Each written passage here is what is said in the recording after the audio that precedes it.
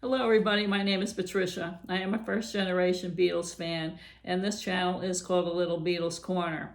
Today I'm going to show you all of my Hard Day's Night 33 1/3 albums, because about a month ago or so I did a little Hard Day's Night celebration, and during that video I showed you all the 45s that I had that are connected to the album and the movie soundtrack. So today I thought I would just complete the process and show you these Hard Day's Night albums that I have. Now, before I get started on that, I got some shout outs I must do, so I hope you'll bear with me. First and foremost for this month is Frank, Mr. Stickermania. He gave me such a beautiful Hard Day's Night poster that I will show on my next video when I show my shopping finds for the month. And I'm so grateful to him for that, because A Hard Day's Night is my favorite album, and it's a beautiful poster. So thank you to Frank. Check Frank out on eBay, Mr. Stickermania, and check him out on YouTube. He's there Wednesday nights and Saturday nights, 10 o'clock Eastern time, and he shows his new finds that he's going to sell to people. So it's always an interesting time. Okay, so, and then in addition to that, I got to thank Rachel at Rachel's Ghosts, who continues to be a good YouTube friend to me, and I can't thank her enough every month, so I do have to thank her. And Beatle Dave, the record collector from Derby, UK. He's got a massive channel too. He doesn't need any discussion from me at all, but he's a great guy, and if you haven't seen his Beatles stuff, go check him out at Beatle Dave, the record collector. You'll enjoy it for sure. And last but not least, as far as Beatles channel goes, a quick hello to Beatly Tone, and hope you're continuing to progress, toward complete health, and I know you will. So anyway, now there's also some people on the channel that have commented, reached out, told their stories, told some little funny stories, all kinds of stuff. So I'm going to mention a few people for this month. First is Martin McGrath. I don't know where Martin McGrath is from, but he gives me a lot of nice comments, and he's a very interesting person, so I thank Martin. Then Matthew Street, who's got the big Matthew Street Beatles channel. He also watched this last video that I did, which was really cool. And I thank him for watching and making a kind comment, because, these people with these massive channels don't have to do anything for us little folk. But he's a real nice guy too. So check Matthew Street out. And then a person by the name of Pop-Tart, who gave me a big chuckle because he was sick and watched my video and said he felt better. So, I had to say something about that. So thanks to Pop-Tart. And then Bill, who's a first generation person from Oklahoma City, reached out.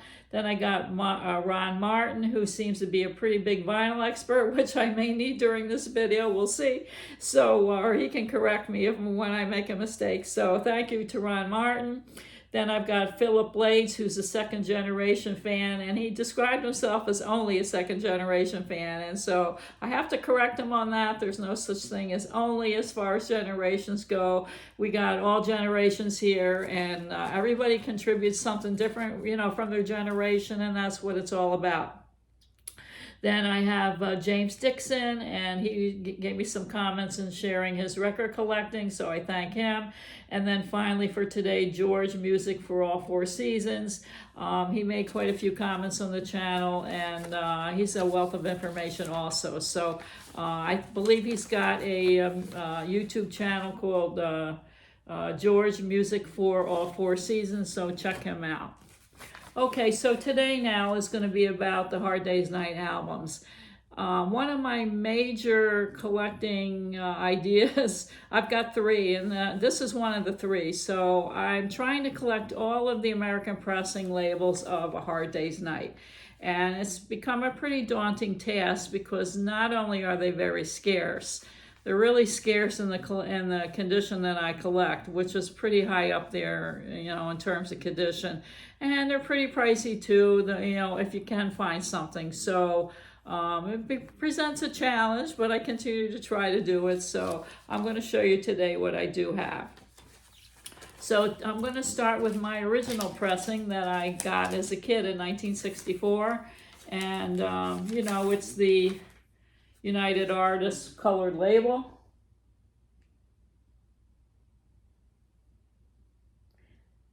Now the thing about the United Artists Color label, now the pressing I have, there's like, the first pressing they misspelled, you know, I cry instead, or I'll cry instead. They, you know, they put I cry instead on it.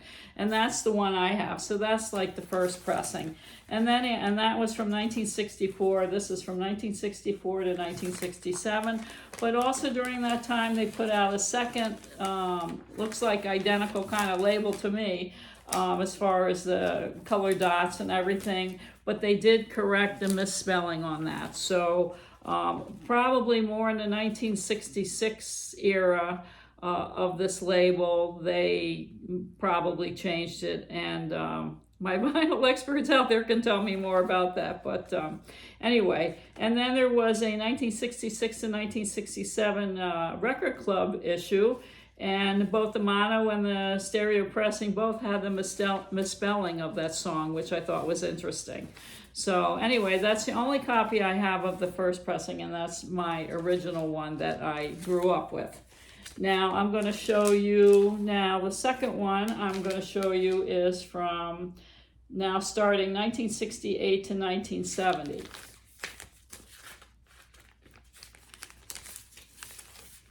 Now, for this pressing between 1968 and 1970, there are 4 variations of the label style. And this is a beautiful record as far as I'm concerned. I mean, that label is pretty stunning.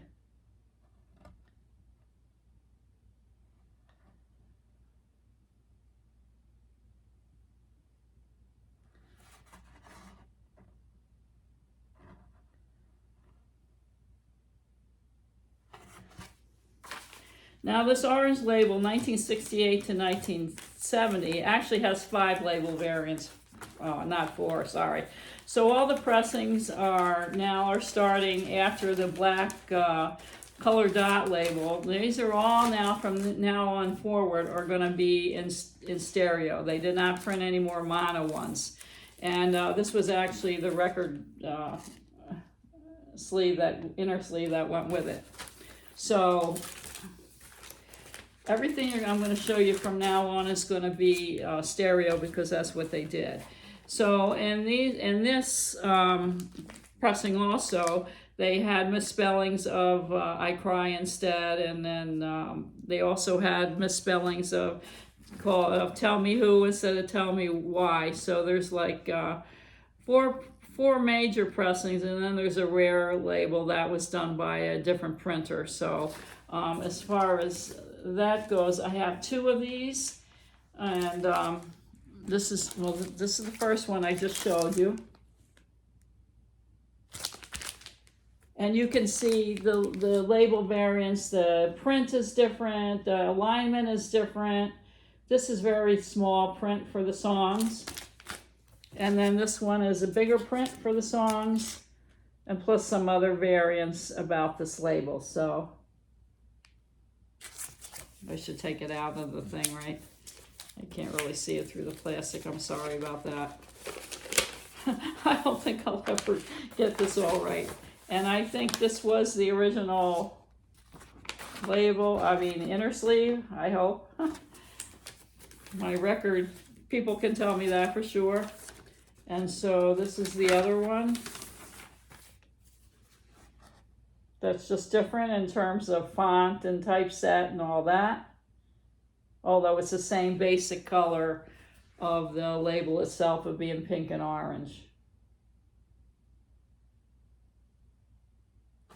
So I've got 2 of the 4 major ones, and then there's one that's supposed to be rare, which I'll probably never see. But so I'm 50% there as far as this one goes. Now next,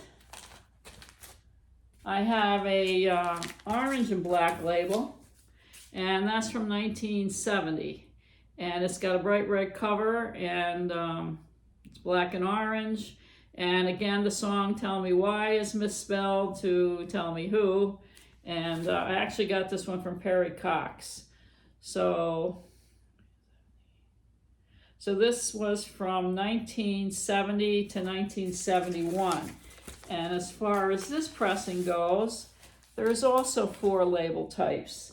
And all of the 4 label types do have the misspelling of the tell me who thing.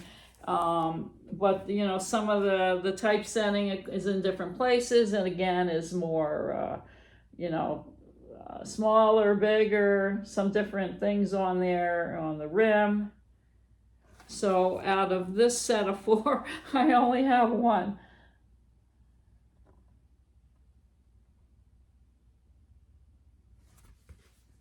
So that's my red, black and orange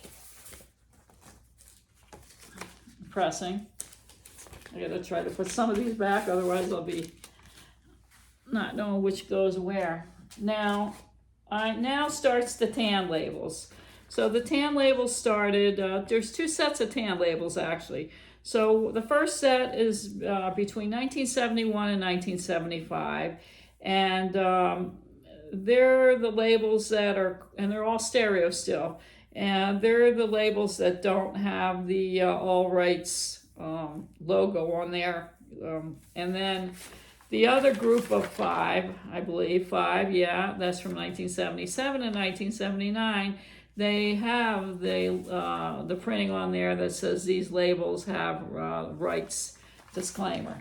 So you're talking 10 different 10 different labels for the tan labels. So I have 1 of each. So the first one I have between 1971 and 1975 that does not have the All Rights logo on it is this one.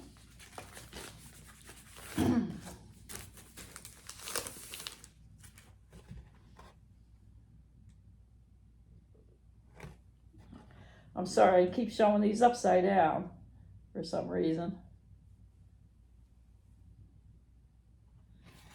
And all of these, again, are going to be different size fonts. Some of the songs are aligned, you know, together. Some are spaced differently. So that's why you wind up with so many different label variants. And I don't know why they did that. Maybe somebody who's an expert can tell me why they just didn't keep using the same label. It's kind of crazy. So this one was from, like I said, 1971 and 1975. So I still need 4 more of those to complete that set of tan. Now this is the second set of tan labels, which again go from 1975 to 1977, where they've got the All Rights, what does it say? All Rights Reserved on there. And that's, I'm going to try to show that up close. You can see that along the edge of the tan label that is going around. Let's see. Hopefully you'll see that.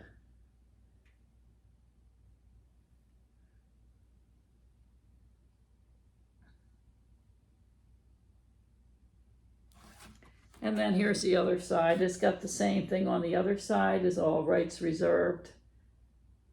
So why they started doing this, what happened, I don't know. You know, that's the history of the label, I guess. And like I say, if anybody out there who's a whiz at all these records, I would appreciate any comments you want to give me about what I'm getting right, what I'm getting wrong, what else you can tell me about them. So I've got 1 of each set of the tan, and so I still need a whole bunch more of those. Now the next set is going to be the Sunrise label, and that's from 1977 and 1979. Now there's 4 labels of the Sunrise label that are variants, and I've got 2 of the 4, so I'm 50% there, which was nice. So let's see. 1 of these labels doesn't say stereo, and 1 does say stereo, so that's one thing. And they're still giving me the misspelling of tell me who instead of tell me why on 2 of the 4 labels. On the other 2 labels, that's been corrected, so There you go, that's why they vary. And maybe, I'm not quite sure whether the sunrise color might be a little bit different on the 4 variants. That I'm not entirely sure, but when I look at pictures, it looks like it could be. So here's one that I have. This one does say stereo.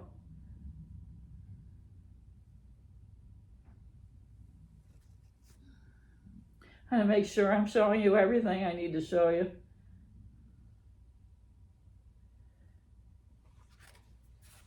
And then this side is the same.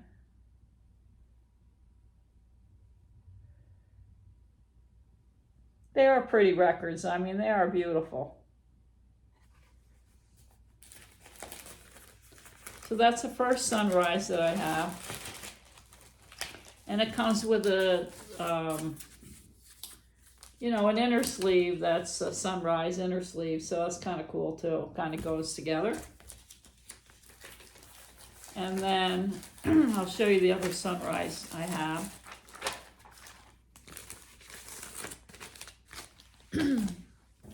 Now this other sunrise does not have stereo on there. No, yes it does, but the font is different.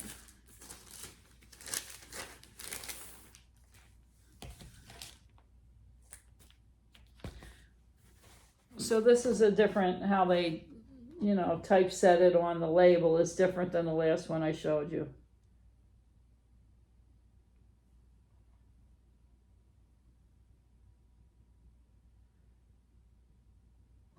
So I've got two of the 4 of those. I'm 50% there.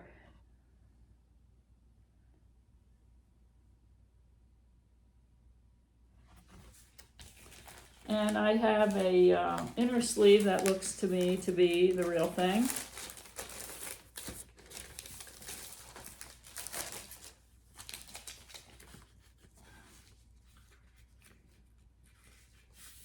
I will take this out to show you. So it's a sunrise. And actually on the back at the top you can see they're advertising a Hard Day's Night, which is kind of cool.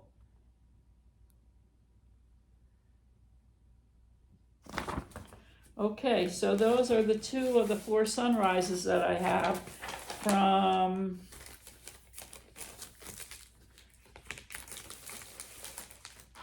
from 1977 to 1979. Now then, 1980 to 1983, we're looking at Purple Capital. Now I only have one Purple Capital. Actually, I'm not sure if there's more variants to this. I don't think so, but it could be. I think they were pressed to different areas of the country. But anybody who knows about that, Purple Capital Hard Day's Night, let me know. So I have this one.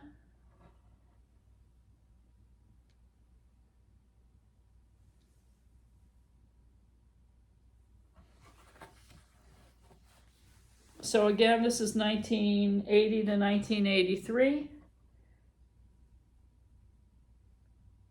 Now this was the first Hard Day's Night put out under the Capitol label because they purchased United Artists catalog. So all the other ones I showed you previous were United Artists different labels. So this is now Purple Capital, the first Capitol label. So that was issued in 1983, and again they were reissued I guess in 1988. Now the last one I have to show you is the Rainbow label, and that's from 1983 to 1988, and I think this was the last time it might have been pressed. If not, let me know as far as Capitol goes. So, well, here's side one. Here's side one. All these records are in excellent to near mint condition. You know, I just can't buy a record that's less than that. I don't know. Some things I don't mind buying in like kind of more crappy condition, but records no for some reason. So anyway, that's my 1983 to 1988 Capitol record of A Hard Day's Night. Now I have going to Parlophone now. I have a Parlophone mono. Now I'm not a Parlophone expert either at all, and I tried looking into this, and I want to say I don't think this is the first pressing, but it might be the second or third pressing. This is in mint condition. It's, you know, old enough, I guess, to be desirable.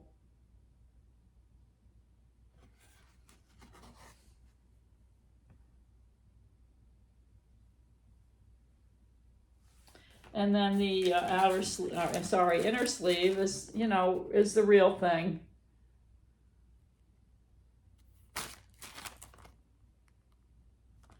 So anyway, that's my old Parlophone Hard Day's Night, although I'm not quite sure if it's a second pressing or third pressing, but I don't think it's any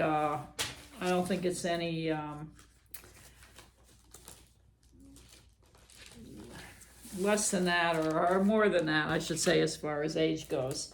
Then I got a stereo one. This is from the from the BC 13 box set. It is stereo, and it's a silver Parlophone, silver black Parlophone.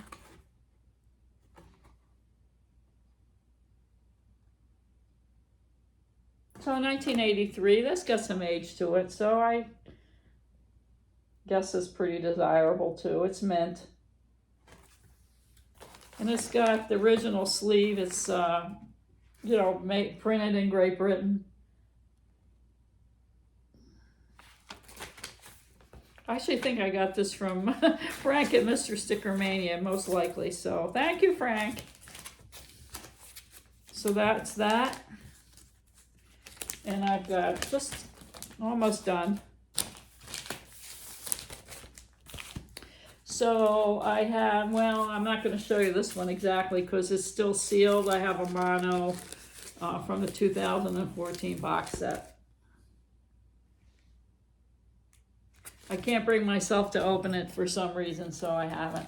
And then I got a sealed stereo 2014 stereo, which is, I can't bring myself to open either. So that's those. Now I have one Japanese, which is kind of nice. I got,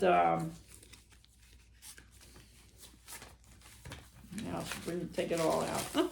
Take it all out. I got the 20th anniversary Japanese red wax. And you can see I just, the obi strip is still there, but